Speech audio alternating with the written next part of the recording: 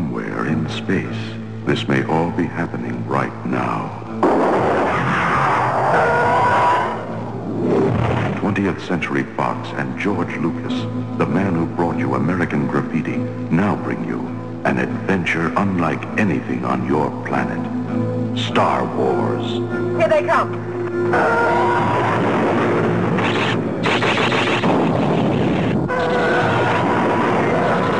Coming in too fast! The story of a boy, a girl, and a universe.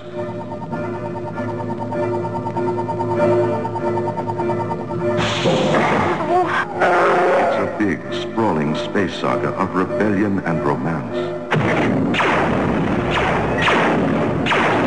It's a spectacle, light years ahead of its time. I am C-3PO, human cyborg relations, and this is my counterpart, R2-D2. Hello. No Dawson! No Dawson! It's an epic of heroes.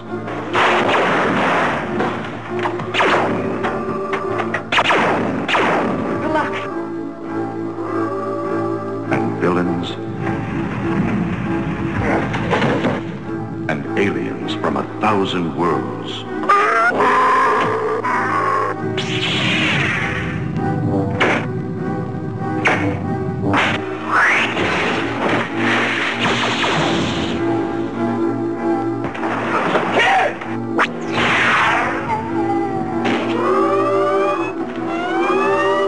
Star Wars, 1 billion years in the making, and it's coming to your galaxy this summer.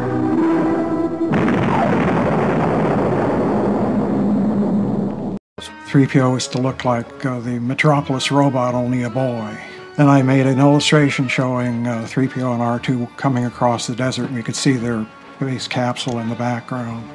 One of the very difficult things about creating 3PO is that I needed to create a face that was absolutely neutral, that I could then read into whatever emotion it was that was being put forth in the scene. I had a sculptress come in and do a series of heads to try to get to a head that was absolutely neutral and had no emotion on it whatsoever. I wanted all the reactions to be from the environment and the story around it, so that if he was happy, you would read happiness into his face. If he was sad, you'd read sadness into his face, and it wouldn't be distorted at all by the physical configuration of his face.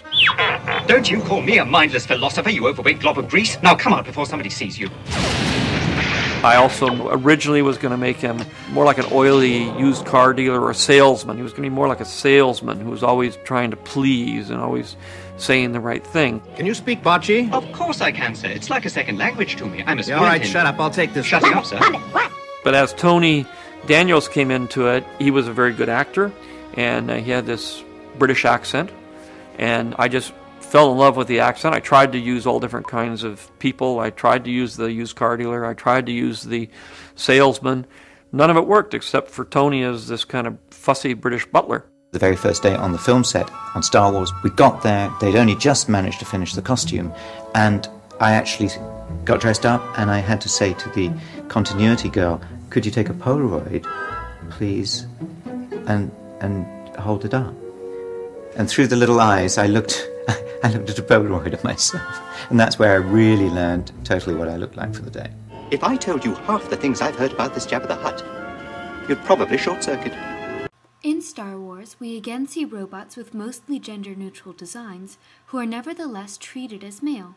In C-3PO, it makes a certain amount of sense, as he has a male voice and a stocky humanoid body, but R2-D2 has no voice and a completely non-humanoid body. Taking each in turn, C-3PO is not the detached, logical robot that came across as so masculine in iRobot. He is the comic relief, and frequently his over-emotional reactions are the punchline. And although he is semi-autonomous, he is expected to work for whoever owns him at the moment. His face, usually the home of a large number of gender markers, is intentionally completely neutral.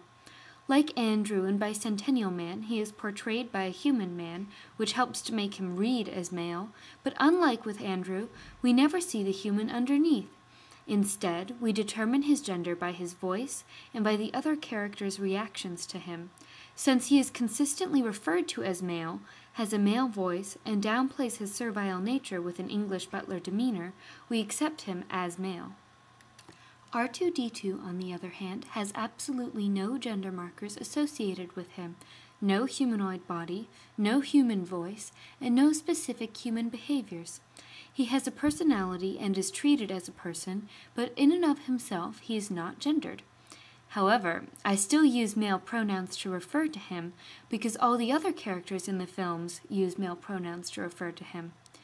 R2-D2 was created by a human society in which every person has a gender, and so, as with Sonny in I, Robot, part of being acknowledged as a person by humans involves being assigned personal pronouns of one gender or another. However, unlike in I, Robot, the humanoid society R2 lives in includes uncountable planets and alien life forms, which presumably do not break down along sex and gender lines in the exact same manner that humans do. As such, it would have been possible and perhaps even expected for a word to develop within this universe for non-gendered persons. It could have been used for a number of characters within the film, including Jabba the Hutt. However, since R2 does interact almost exclusively with humans, and we do still sort ourselves into two gender groups, it could be argued that it would be more natural for the humans in the film to sort him the same way. It is certainly easier on the audiences. After all, the worlds depicted in movies must of necessity exist within the context of our world, and we are used to thinking about people in terms of gender. When one looks at the Star Wars movies rather than the Star Wars universe, it is not really a surprise that R2 was given a gender as part of being acknowledged as a person. What I find interesting is that he was declared male seemingly by default. This may reflect the tendency in all films for parts to default to male unless there is a specific reason for the part to be played by a woman. But sexism and gender imbalance in films featuring humans are a completely different topic.